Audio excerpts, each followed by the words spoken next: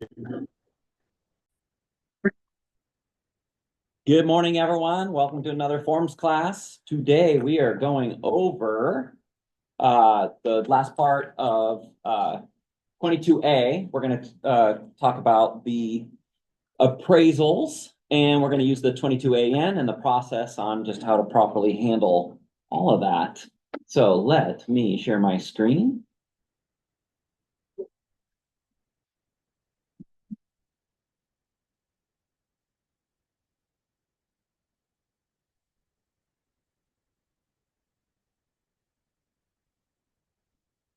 Let me minimize this. All right, so starting from the low appraisal notice, right? It says use this low appraisal notice in conjunction with the financing addendum form 22A and an appraisal that is less than the sales price. B, explain to the parties. This sets forth complex procedures. Be sure your client understands these procedures. A lot of clients have issues understanding the whole appraisal process, and of course, the issues that go along with the appraisals. And there's always that, I just always hear stories about how things were handled incorrectly. So we're going to go over a couple of scenarios and stories and some actual true events during today's session, like always. But before we dive into that, we got to go back to this and read into section 5, appraisal less than sales price. Because if we don't understand this, we can't understand to truly respond. So, appraisal less than sales price. Notice of low appraisal. If lender's appraised value of the property is less than the purchase price, buyer may, there's a key word in here, kind of like the last forms class, right? May, within 3 days after receipt of a copy of lender's appraisal, give notice of low appraisal, which shall include a copy of lender's appraisal, the complete copy. Northwest MLS Form 22AN may be used for the notices in this paragraph 5. And there's another may in here, which you guys will remember when we get to the response times about why would they use this word may. It's a key word, and it'll make sense later. So just hang on to that. So B, seller's response. So the very first process is you must sign the 22AN. The buyer signs it. And then you must attach the complete lender's appraisal. Why do you think they do that? Why do they want the complete? Because there may be inaccurate square footage or other data that, Yeah, you could have some inaccurate information. They're like, wait a minute, they're saying that our subject property is only 500 square feet. It's 5,000 square feet. What is going on? Also, you want to be able to see the comparables that were used, right? How many times have you heard, oh, that appraiser doesn't know what the hell he's talking about? Seriously, how many times? 9 out of 10. Yeah, because realistically, what we're talking about here is value, right? Value is something perceived, right? It's an opinion. It can be. What is the true meaning of value? What is it? But who's gonna pay for it? Yeah. When it comes to real estate, it is exactly that. It is what is someone willing to pay for it, regardless of it's financed or cash or anything. So how much something is worth is how much is someone willing to pay for it, right? That is value. Value fluctuates over many different aspects. Probably the largest aspect to value and what comes into play is supply and demand. That's something that no matter what, it's always triggers whether value will be higher or whether value will be lower. So understanding all of that, it's no wonder appraisers are going to have different opinions. They're opinions. If you ask appraisers point blank, do you think this home's going to appraise? What do you think what are they going to tell you? If you ask who? An appraiser. If you just ask them. I don't know. Maybe they don't know if they haven't done a report yet. A lot of times they have a pretty good idea. But what's the starting point that they understand? The price that was offered. That's it. Exactly. They understand that the price that someone was willing to pay, they paid it. They're saying they're going to pay it. So right away, they've established that, right? Their job now is to prove that. They have to prove the value. Okay, so now that you guys kind of have that little picture clear, now we got to look at what does it look like for the sellers to respond. So seller's response, seller shall, within 10 days after buyer's notice of low appraisal, give notice of either acceptable to lender, or excuse me, one is the reappraisal of a reconsideration of value or reconsideration of value. Sorry, haven't had coffee yet. At seller's expense by the same appraiser or another appraiser acceptable to lender in an amount not less than the purchase price. Buyer shall promptly seek lender's approval of such reappraisal or reconsideration of value. The parties are advised that lender may elect not to accept a reappraisal or reconsideration of value. Has anyone ever had to do the reconsideration? Or how many? I mean, never. Not anybody in Zoom world? Come on. It's common. When was the last time? In different markets, it's more common than. That's true. When market starts changing, then appraisers start changing too. But they're steps behind us. We're looking forward, they're looking backward. Yeah, that's very true. Yeah, whenever you got to do the reconsideration of value, the process, realistically, you're trying to prove the value to the person who made the report, to the appraiser. So you're sending them your own comps. You're telling them, you're reviewing every bit of information that they input, like, oh, wait a minute, I don't see anything in here about the view. There's a view of the waterfront. Like, that's pretty important. Like you really got to look at every bit of detail that you can. And the more communication that you can get, the better. Now, it's against the law to talk to the appraiser, right? No. Yeah. Oh, yeah. You can go to jail. Cool. Wait, for real? No. Oh. But people think this. Anybody on Zoom want to turn yourselves in? Some appraisers will not talk to you though. Yeah, some won't. Some won't. But a lot of them they're just like us. They want to get a job done. They want to do well. They want to do, they don't mind when you give them comps. It changed after the short sale market. There was a period of time where they wouldn't talk to agents and then they said. Well, yeah, 2008 or 7, 8, and 9 and all 10 and all of that, they definitely new rules came into play. In fact, the whole system, for appraisers did change. Now, can lenders talk? Can the mortgage office, they talk to the appraiser? No. How come? Because they obviously want the loan to go through, so it's a conflict of interest. Yeah. Yeah, there are rules that are put into play that the lenders are prohibited from communicating with the appraiser. So it is something that, you got to keep in mind that it takes them, they've got a little portal, they've got to chat through and send messages back and forth, and it takes time.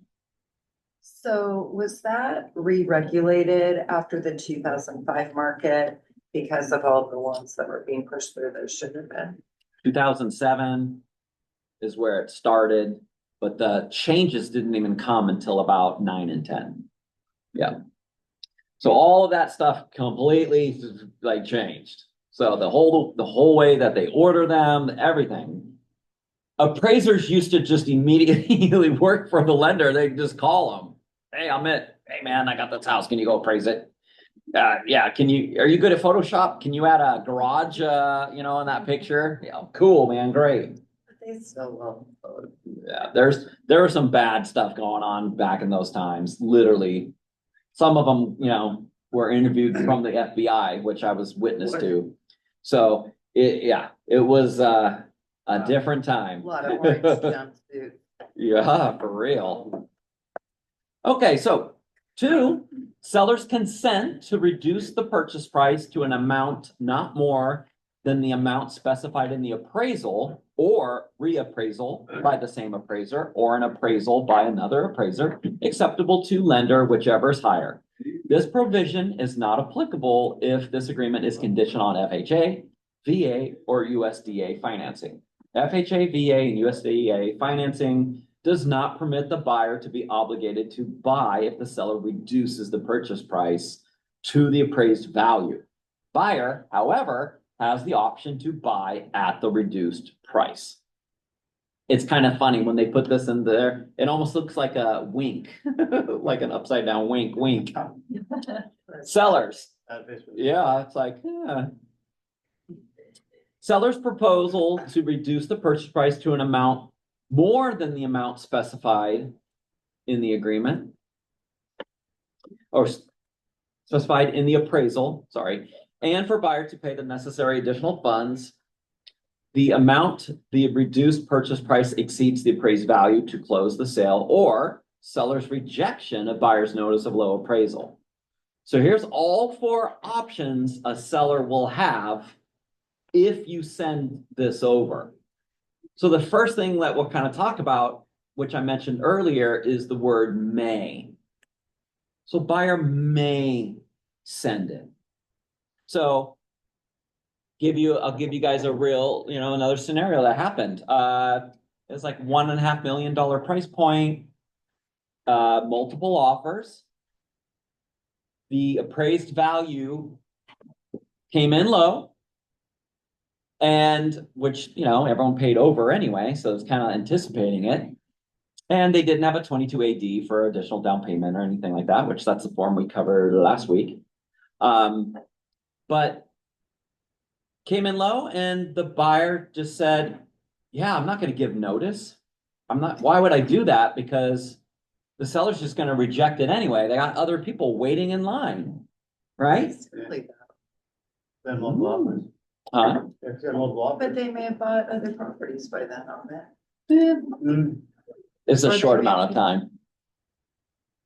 But it's over here. I know we're going to dive into the form itself in a second, but this is AN, yeah. Here's the seller's responses. So when a seller rejects it, seller's going to give notice the seller rejects the buyer's notice of low appraisal, and 1 will not cause a reappraisal or reconsideration of value to be completed, and does not consent to reduction of the purchase price, and does not propose to reduce the purchase price. So buyer will have to either figure it out and pay the difference, or buyer could terminate, take a walk. So in that situation, they're like, yeah, I'm not going to give it. It wasn't much more money. They're like, we're just going to pay it. We're just going to pay it because we know that they're going to totally not do it anyway. And we want to close on time. We don't want to delay anymore. Because how much time does the seller have? 10 days. They're like, we don't have them wait all the way for 10 more days.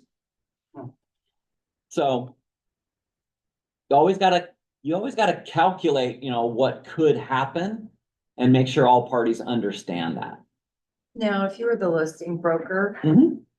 and you had multiple offers and none of them included an AD, then, but isn't that something you would try? Try to get, yeah. Oh yeah, you would try, definitely. As a listing broker, yeah, you want If they have them. guarantees. If they have those funds already in pocket, that would make your offer stronger. Are you the selling broker on this? I don't. Yes, we were the selling broker side.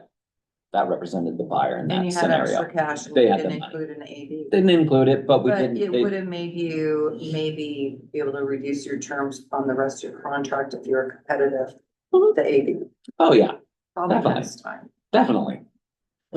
Yeah, don't miss our class coming up next month. We will be doing it's like an hour and a half long, or no, almost 2 hour long. The how to win in a multiple offer situation class. So that'll be next month. Keep your eyes peeled for that date. Okay, so let's continue. If the seller timely delivers the notice, reappraisal or reconsideration of value, consent to reduce purchase price to an amount not more than the amount specified in the appraisal, except for FHA, or USDA financing, and lender accepts seller's response, then buyer shall be bound by seller's response. Now let's look at what the buyer's options are to reply. So buyer's reply, buyer shall have 3 days from either seller's notice of rejection of low appraisal, or if seller fails to respond, which is exactly the same thing as seller saying no to everything, just like on your inspection contingency. Including waiver. Okay, so here's the next part that you guys have wanted you to pay attention to. Okay, if seller fails to respond, the day seller's response period ends, whichever's earlier, to A, waive the financing contingency, including waiver of this paragraph 5, or B, terminate the agreement, in which event the earnest money shall be refunded to buyer. So buyer's gonna have 3 days from whenever seller actually responds back on the 22AN. The 22AN is a one form that's gonna go back and forth for this agreement whenever it comes to the low appraisal. So not only is it for the buyer to give the notice, but now the bottom section is for you guys to actually go back and forth and to figure things out. But here's the key thing. Buyer's gonna have their 3 days, right? But they're gonna either waive financing contingency, including waiver of this paragraph, or B, terminate the agreement, in which event the earnest money shall be refunded to buyer. Does that make full sense yet? Yeah. No? Hold on to it and wait until we read what the form says in the options. If seller proposes to reduce the purchase price to an amount more than the appraised value, buyer shall have 3 days to accept and represent that buyer has sufficient funds to close the sale in accordance with this provision, or B, terminate the agreement, in which event the earnest money shall be refunded to the buyer. And then option 3, if seller consents to reduce the purchase price to an amount not more than the appraised value for FHA, VA, USDA financing, buyer shall have 3 days to either A, give notice that buyer will buy at the reduced price, or B, terminate the agreement, in which event the earnest money shall be refunded to buyer. Okay. Buyer's inaction during this reply period shall result in termination of the agreement and a return to the earnest money to the buyer.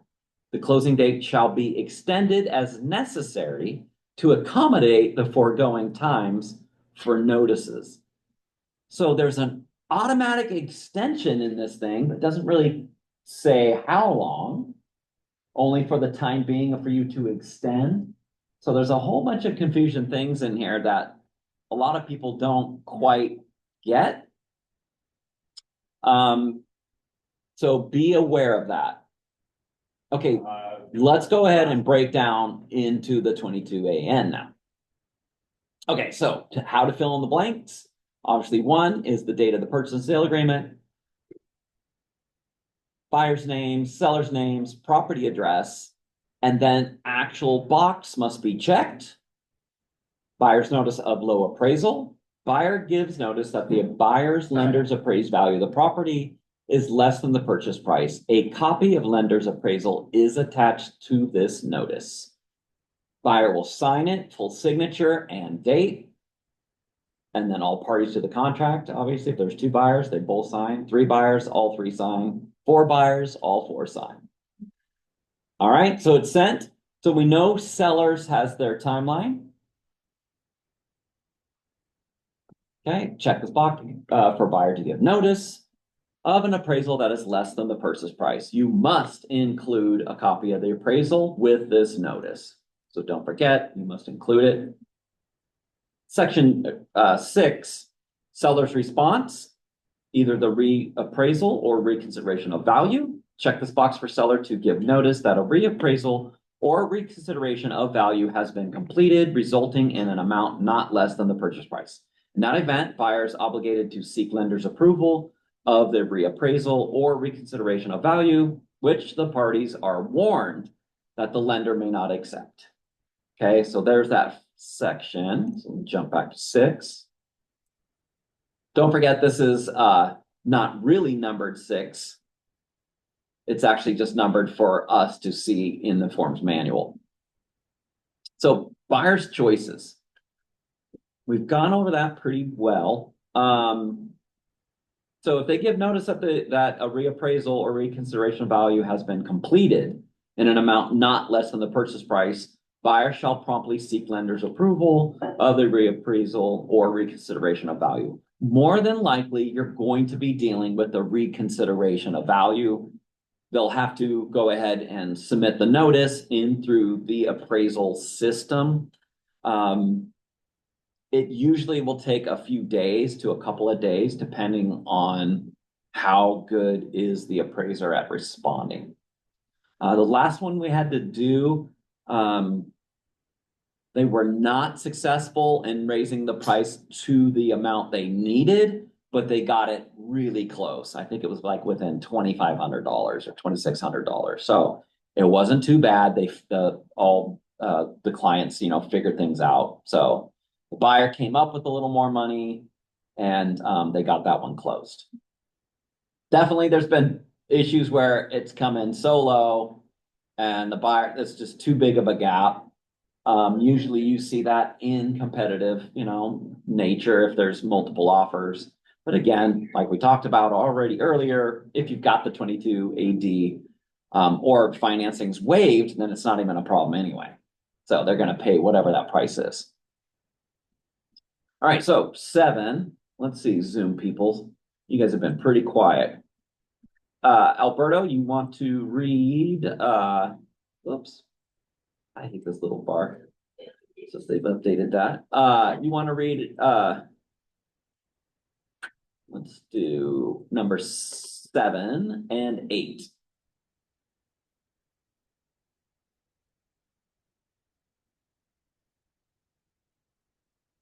Are you there, Alberto?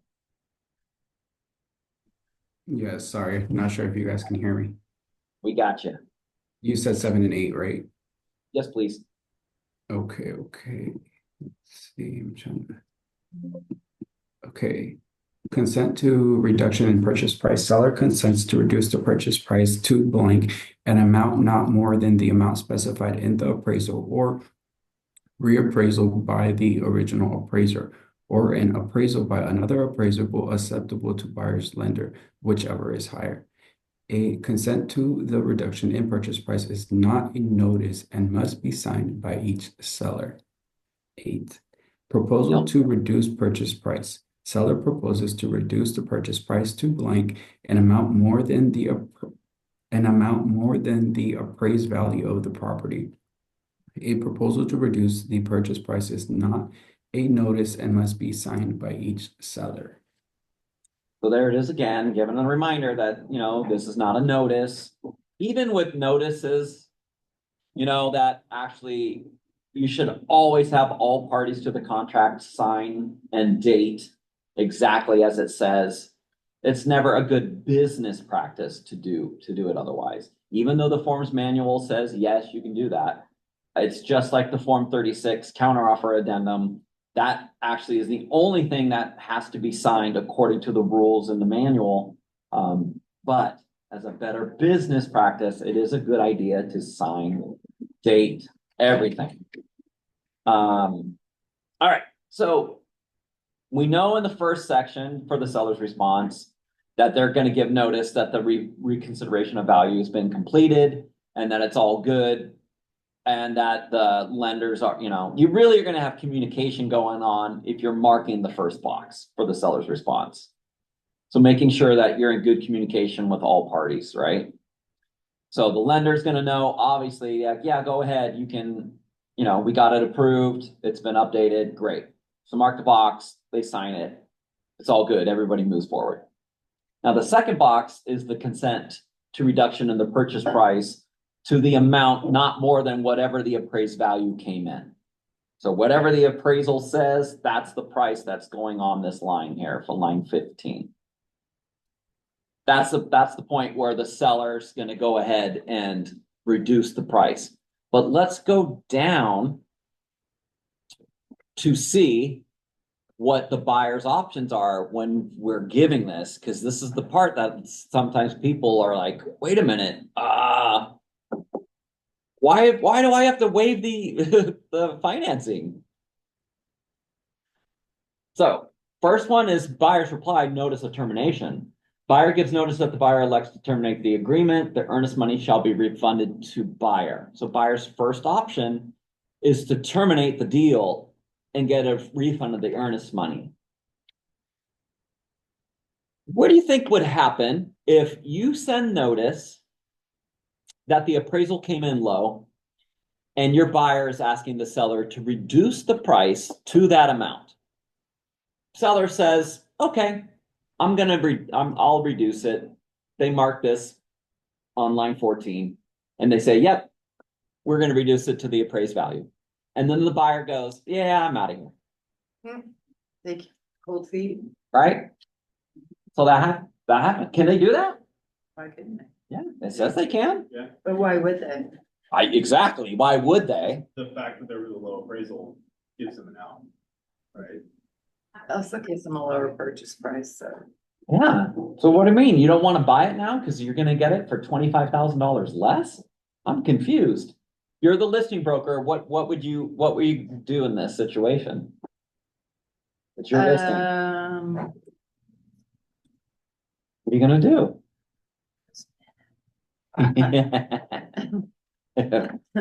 Come on, Zoom people. You're the listing broker on this. You guys just agreed. And you're served that they're terminating? Yeah, all of a sudden, the 22AN comes back, they mark this box. And then they sign it and they send a Form 50 with it. And it says, that $10,000 in earnest money is going back to the buyer. We out. Contractually, are they within their rights? The buyer? Yes. 100%. You're reading it. It literally says exactly that. It's a reply. But as a listing broker, you got a decision. You're going to have to talk to your seller and go, yeah, they just sent us a notice of termination. And the seller's going to go, what? Wait a minute. Did they even want to buy this house? That doesn't make any sense. Why? They found a better one. Maybe. So What would you do? I've seen a lot of situations when this happens, and this is the whole reason why I was saying the word may. You may send this form. You don't have to. Oh, because you roll it out and it terminates automatically. Well, you don't share it because you don't want to, you're deciding what you want to do. And if there's no response at all, remember this. Do you remember that? That's right. If there's no response at all, the deal just dies and the money goes back too. So if you're in this situation, you're the listing broker, you're really going to have to communicate and make sure you're talking clearly with the buyer broker and you guys are working things out, because you need to tell your seller, hey, now that there's been a low appraisal, the buyer has a right to terminate on us. Could you bypass the broker and go straight to the lender? Oh, you should be communicating with the lender. Well, yeah, but even then, the buyer still has a right. How many people did not even knew this? It was even in there. I mean, there's a lot of brokers like, wait a minute, why It's is worth why driving. I guess you'd want to just talk to the buyer broker and be like, hey, I think my seller's willing to go just to the appraisal price. Yeah. What's the buyer thinking? What do you think about that? Yeah. They're like, yeah, sure, cool, and they're like, okay. It's a new negotiation. Mm-hmm. Right, or they might be like, oh. It is. They might wanna go back to negotiating the price again. Yeah, they may even go to the price. Exactly. There, a whole bunch of things can happen. So okay, Zoom people too, you guys need to unmute and talk here. You've been pretty quiet today. Has anyone ever been in a situation where you were communicated with that the appraisal did come in low, but then the other side sent you a Form 34 and they said, for clarification purposes, the purchase price is hereby changed to 500,000. It's no longer 525. Has anyone ever had that I situation? have not. No? Can you do that? Yeah. Yeah. By doing that, what did you guys bypass? All this hokey pokey back and forth. As a listing broker, by doing that, if you were to execute that, you just took away the option for the buyer to terminate on you. Well, but they still can not. They can sign the deny it. Yeah, they can 34. say, no, I'm not gonna sign it. But this is a reason why you may see this. And if you're like, what the hell? Why are they sending me this? They didn't even send me the 22 AN. Well, they didn't- Now they're sending it back. I'm the buyer broker. I told them that we got the low appraisal and they're just like, oh, we're good with it. We're good. How many brokers are skilled in navigating through this form? Not many. That's And why. Probably why you would sort of. This is why we go over every form in the whole Northwest MLS, is because there's a saying in forms class, and I say it all the time, is there's a form for that. There's a form for that. A lot of times brokers will try to create their own form, their own language, or they get these forms, from many, many years ago. They got Word documents saved on their old Windows 95 laptops with wording that they would put in a Form 34 and say, oh yeah, I use the same thing all the time. And they say, I don't even use it, You know, what Justin Higgs says, Oh yeah. he says, anything that you write into a 34 is not okay. Yeah, I love Justin. Because Um, he shouldn't be writing legal language, Mhm. probably. Okay, let's dive a little bit deeper. So now that you guys understand why I was trying to key you in on to look at the word may, now you kind of can see why. Okay, so Case where it didn't have that word in there and basically somebody lost a house because it said you had to do it. that's what we read last week. Remember the 22 AD? We went over that multi-million-dollar deal. Right. That was literally like, it was something stupid like $6,000 or $7,000 low, the difference. And the form's language used to state must. Right. And they sent the notice and the seller immediately terminated and they took a backup offer for like 200-some thousand more. And they said, no, we're gonna pay it. But it said we must send it. I think that they did try to sue the Northwest MLS over that one, but the language did change. Yeah, Right, that that's form right. Yeah, updated. that's- Huh. And they. But lost again, it. look at the power of the word. Yeah. Must, Or may. may, polar opposite. So this is just something that, that is why we do this class every single week. We break things down. Okay, second section here for the buyer's notice is notice of waiver of financing contingency. Buyer waives the financing contingency in the financing addendum form 22A, including paragraph 5, appraisal less than sales price. Why do they have this? What? Does that make sense? Why is the buyer waiving that? We don't want to keep moving forward. So realistically, the appraisal, you're waiving it. Yeah, of course, because you're done, you're buying it, right? I mean, if you're stating that, you're moving forward. So buyer's reply notice of waiver, check this box if buyer elects to waive the financing contingency, including paragraph 5, appraisal less than sales price, and proceed with the transaction. But do you remember when we read in A, like remember I said, does that make sense?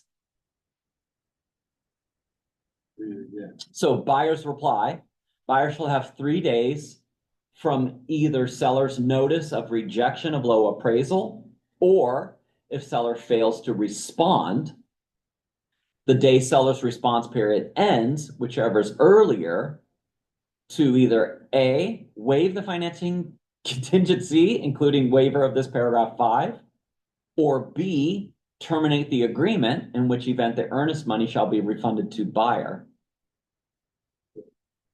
So there's your remedy right there. That's why you have this, because basically the seller doesn't accept the low appraisal. And if you to go on, they're saying you have to step it up. Right. So if you start using the form, the 22AN, and you give the notice, seller can reject. How does the buyer move forward without a response? Seller's like, I'm not responding.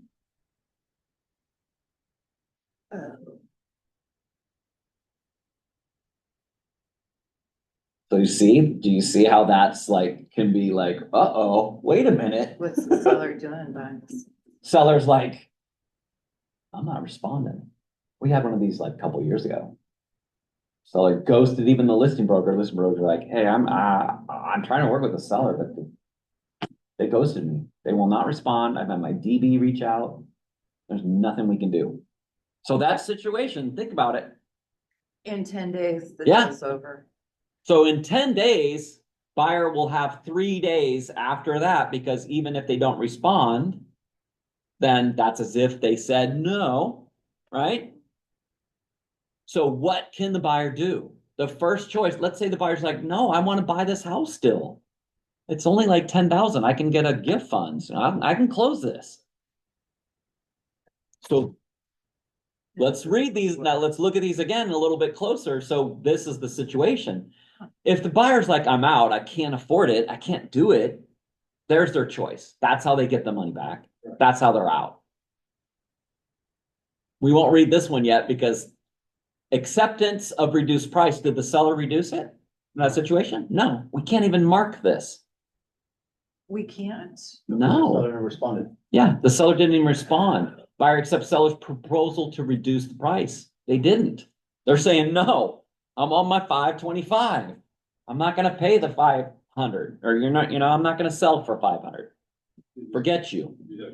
So the next thing is buyer's option. If they're using FHA, VA, USDA, you're stuck, because seller consented to reduce the purchase price to an amount not more than the appraised value, right? That's not their option. This is a conventional deal. Buyer's like, I'm buying it. I'm moving forward. What is the only box that they can actually check? The second one. 11. That's it. So, but they can serve it, even if the seller does not respond, they can serve it by And then check the deal continues. with checking 11, and by law, the seller is obligated to contractually. To move forward. To move Yeah, forward. they're still committed to sell for the 525. Buyer's gonna have to close and pay the difference. But that, it's saying that they waive that.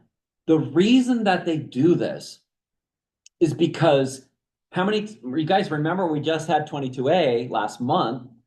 How many days by default does option A and the financing contingency give them? How many days? How many days for the seller's notice to perform? 21, or if you don't mark it, it's 21. 21 days. That's right. Oh, that's fine. Yeah. Seller's notice to perform. So typically, if you're probably towards the end of the deal and they got the appraisal and you're having this issue, you're gonna be approaching that time, aren't you?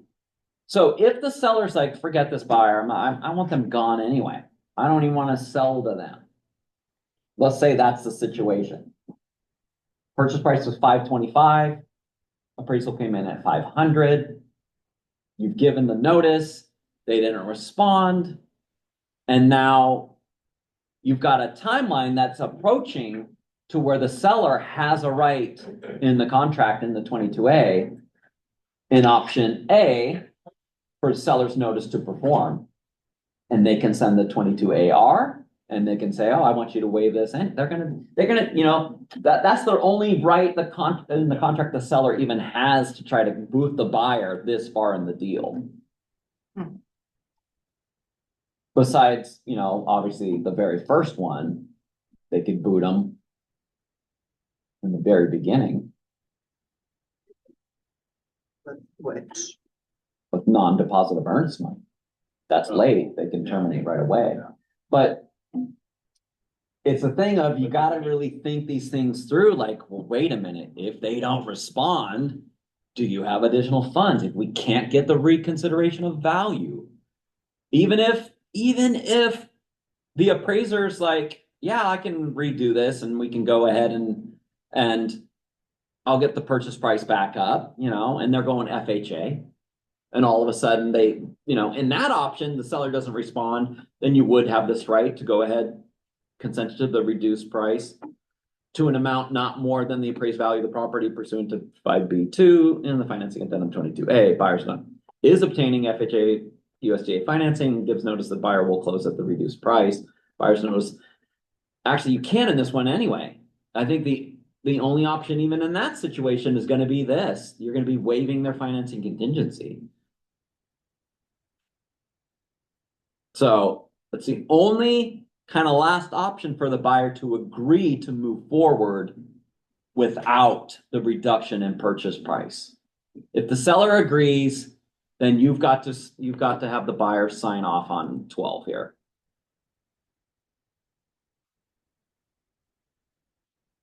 All right. Questions? Oh, no, we already did that. Yeah, and then buyer's option, FHA, VA, USDA. Check this box if buyer is obtaining FHA, VA, USDA loan, seller consented to a reduction in the purchase price at the appraised value, and buyer elects to purchase the property at the reduced price. So you would be okay if it's reduced. So realistically, it all comes down to how much does the appraisal really come in? How far is the, you know, the gap in the delta between, you know, what was the purchase price and what was the appraised value? I had an interesting couple of weeks ago where the square footage on the appraisal was 1,800 square feet less than the listed square footage. Yeah, And I was that's a big representing difference. buyer, and you know what? I mean, appraisals are wild card. Mhm. Oh, they totally can be. What about tax assessed? You know, or All right, our next one that we're jumping into is the 22 AWO. So this is a newer form that came out, I think about 2.5 years ago now. So work orders happen all the time. They come in the appraisals, right? Whenever you get a work order, that is where the appraiser is calling out a condition. And the condition is this work order must be completed before the bank's gonna loan and gonna move forward on loaning on the property. What are the most common ones you guys hear? Straps on. straps on a Straps on the hot water tank, carbon monoxide. CO2 alarms, what else? Something with the septic. Septic? Yeah, that one on occasion. If it's. Roof can get called, handrails, missing handrails on decks that are too high. We also have rail to the entrance. Oh, yeah. So many steps. It needs a handrail. Did you say not to code with the deck? What kind of appraisal are we talking about? Just rails or guards. If it's off so much 4 feet. What kind of appraisal are we talking about? The FHA or VA appraisal?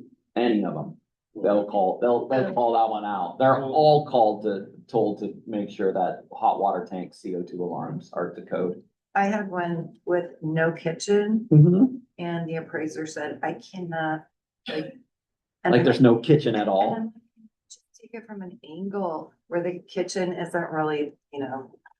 Cause there's a flood, all the appliances were gone. Oh. She pushed it through. Because we didn't even want a kitchen in that spot. Oh, wow. Cause they'll work with you. I mean, they want. A lot of them will.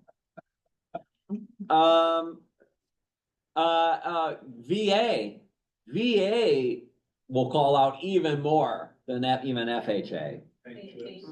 What? Chipped paint all the time. And then they That have to gets come back called. and reinspect. Yep, they gotta come back and recheck and make sure that it's actually been done. Some of them allow photos to be taken, you know, hot water tank, stuff like a lot of, you know, those are common. They won't go back as long, you know, they'll say as long they'll accept photos for certain items. Some of the big ones like the chip paint, no way. Plus they get another what, $150 out of them for having to go back to the property to go, yep, looks good. So work orders happen and they do happen all the time, but I'm still seeing brokers miss and not actually use this form. And you're supposed to be using this. There's a form for that. There's a form for that. Typically what happens is buyer broker picks up the phone, they call the listing broker and they say, hey, Jim, looks like the hot water tank's missing straps. The appraiser called it out, so we got to get those on there. Okay, sounds good. Click, buy, you know, nothing happens. But there's no documentation, nothing really to back it up. So let's first go back to our 22A, and I think if we control F here and do work orders. Okay.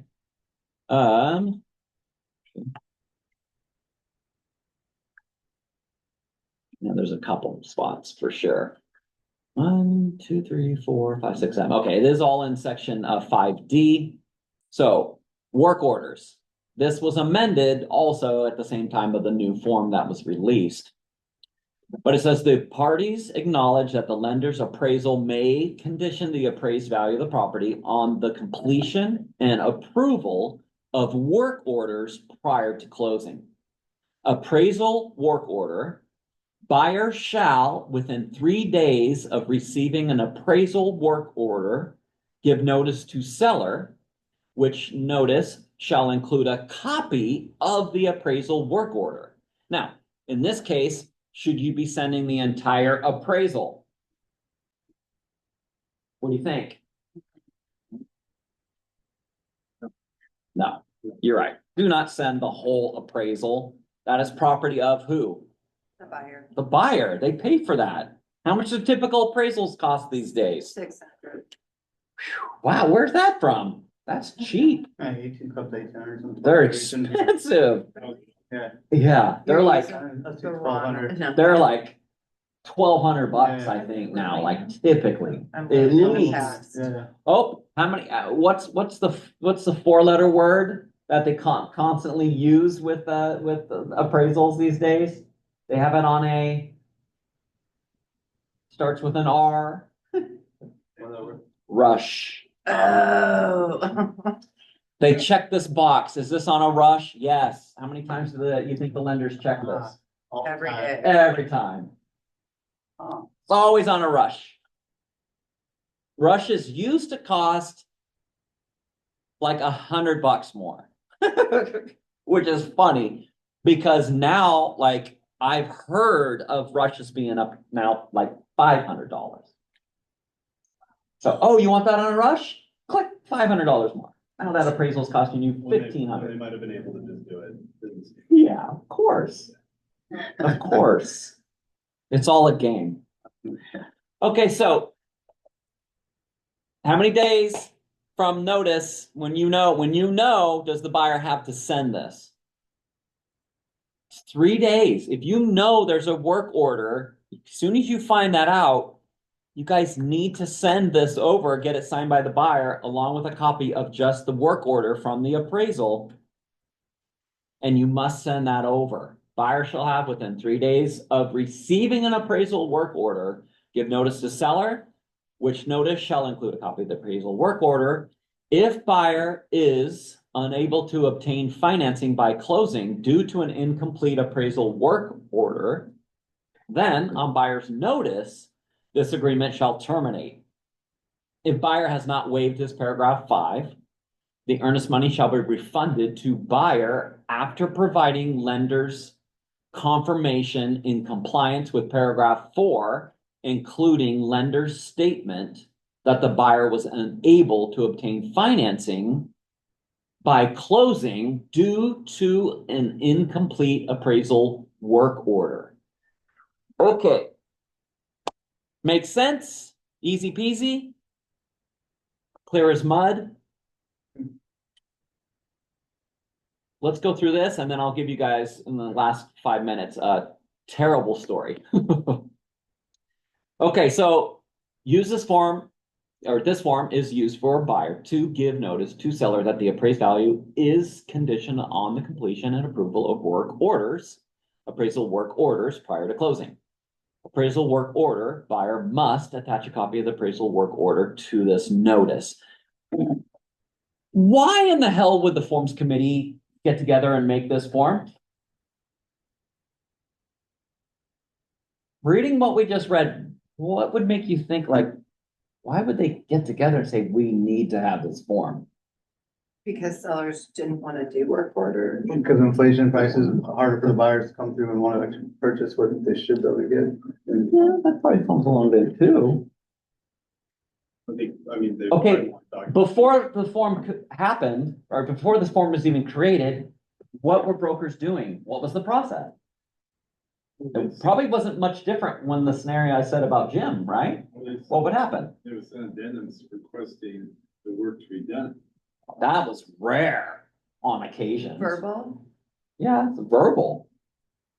Just be like, yeah, we did it. We strapped up the water. pretty reliable. What's the old school saying that buyers are Liar. liars and sellers are Worse. worse? Right? Has anyone ever heard brokers are liars too? Buyer brokers? No. They would never lie, right? We need documentation that this stuff is actually done. And the banks probably want that too. They're like, yeah, this stuff, we need to prove that it's been done. What was happening? It was a few things. Things were happening verbally. No documentation was provided, no proof that this was required. How much do you think it would cost sellers to like go ahead and have that old peeling paint like scraped off and repainted? What do you think that costs a seller, Karen? Outside of a house. 1,800 square foot Rambler. What do you think? But I mean, it's just a spot. It was what? It's just a spot where, Oh, no, it's a whole house. House. oh, 10 grand. yeah. Good chunk of money. Big chunk of money. Enough to where they're like, don't want to do it. Don't worry, buyer. I got you. Guess what?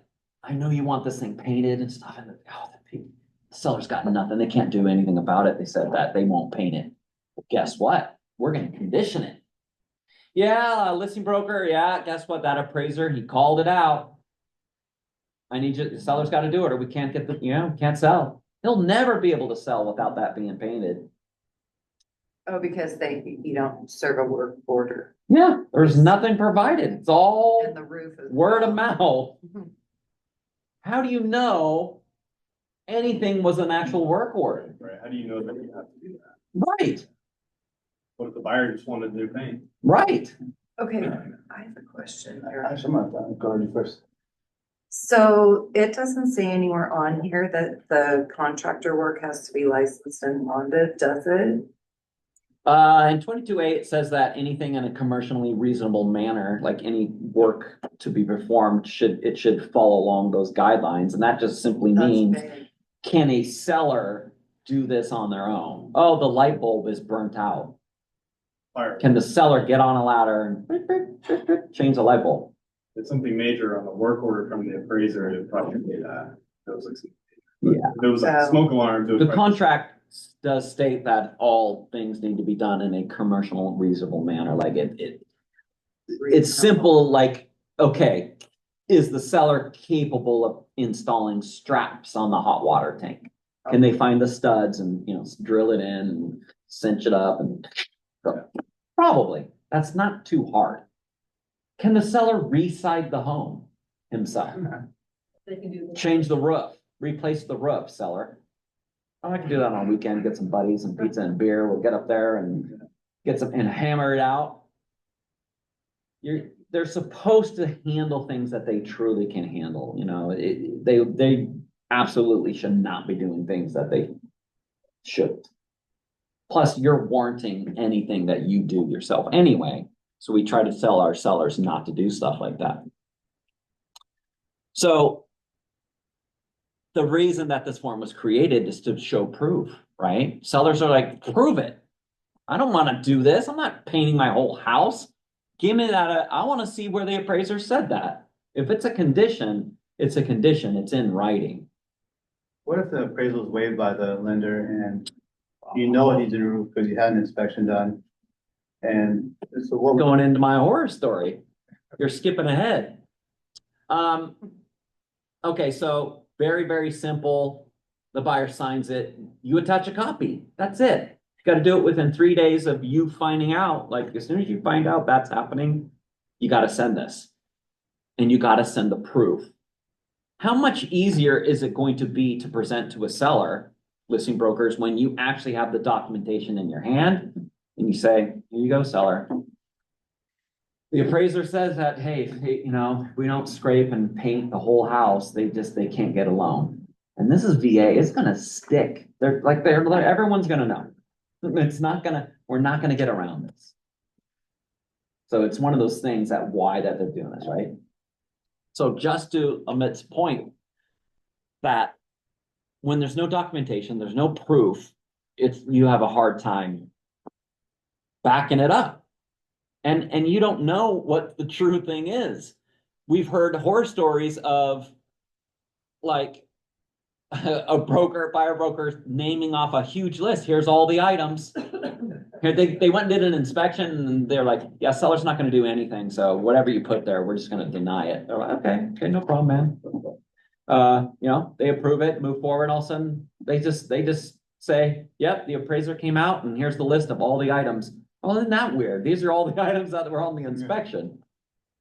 Right? It's like, okay. So this is why this form is here and you got to use it. Okay, so one last crazy story. What happens when you waive section 5 on 22A? None of this applies. That's right. None of it applies. You waive it, all of a sudden,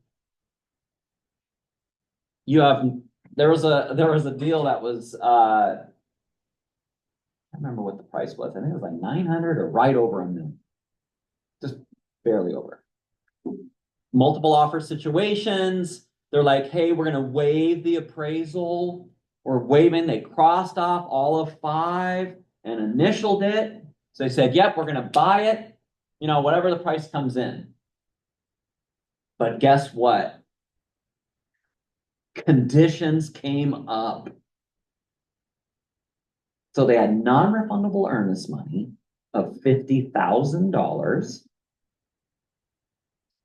And they said, appraiser's like, yep, here's a list. And they had a laundry list. Here's everything. Seller's like, I'm not doing nothing. I'm not doing anything. I get to keep your 50 grand and I'm getting my backup offer and I'm going to get another $25,000 more. Just stacking money. And they're buying it as is, all cash anyway. And they're going to close in 2 weeks. So we don't care. Yeah. So that happened. Buyer has to. Eat it and They figure it couldn't out. close. They wouldn't give them a loan because all the conditions were not met. And they had no extra money in the bank. They had not enough money.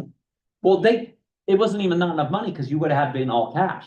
Because the lender's like, I can't loan on this. Okay, what about this, Eric? What could the buyer in that case go, okay, so roof, 5 conditions.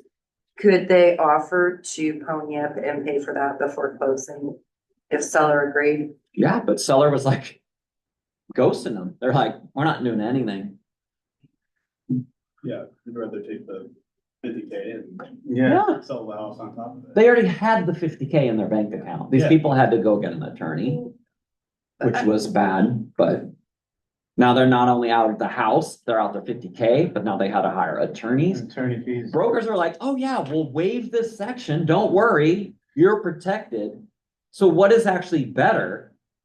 If they had the funds to cover the difference anyway, what would you have used? 80. 80. Yeah, we just had this form last week. But You would use the 22AD. in most multiple offer situations, Mhm. you're maxing out their cash Usually. to be competitive, and so, I mean, I've been in that situation with a potential low appraisal, and I thank God by the paramount, whatever, but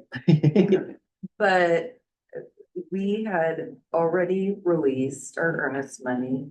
The appraiser was fighting with me and he said, are you asking me to appraise this overvalue? And I said, I am. We had no money to bring. Yeah. I mean, it's. Well, you guys remember at the end of class 22AD that I showed you in transaction desk, I showed you our office clauses. Do you remember what that basic, I mean, you can sum up what I said for the verbiage that's in there for your office clauses. You guys remember what that kind of language was? Anybody in Zoom remember from last class? Is it possible to see it?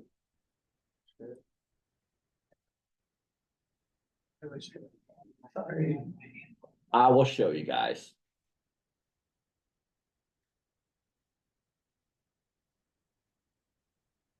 So with that 22 with the 22 ADN is the notice from the AD. I've got attorney drafted language in. Gotta go on this one. Oops, wrong one. Oh, yeah, just use this one.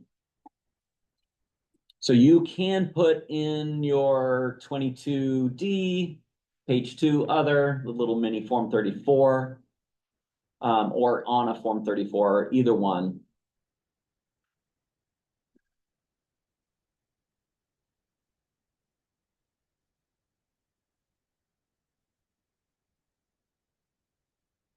So in page 2, others, the mini form 34.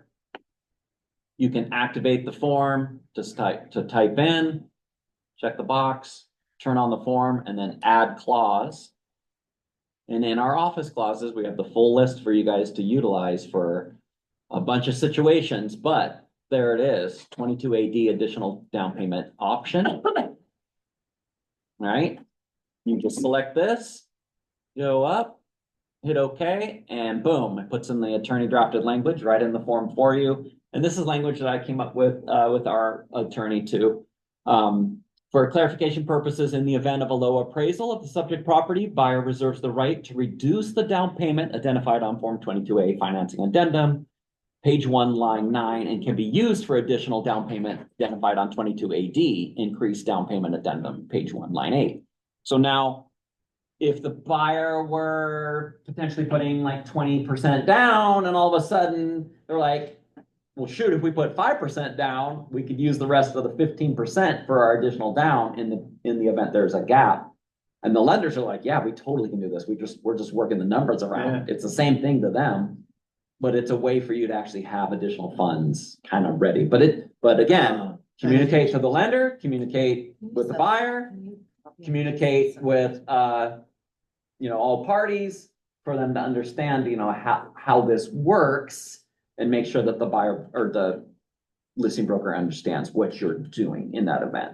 That's why I pretty say, slick. if you put down the percentage, then you can actually take away the percentage, because once you put the percentage down, you're committed to the percentage. Correct. Hmm. So it's a way to have using the same money. So it's just a thing we came up with. So you check that box and you have clauses you can go through in the jail. Yeah, this is just, my office, just here. Oh, Yeah. no, I thought it. So this is just, our office clauses, but anyways. All right, you guys, that is it for today. Thank you for making it. Just wanted to let you know that next week, what do we have next week? I can't remember what's on the agenda that we got, but don't forget, we got Lennox in on Tuesday. So please, make sure you show up on time for that. Lennox will be here running the sales meeting, and he'll be giving great insight to the 2025 market, and give you guys some insight to some great events we've got coming in January. So thank you guys for making it. Hold on, Appreciate I'm you. gonna put this on my social media. Ah, Just keep- bye, guys. Did you get it?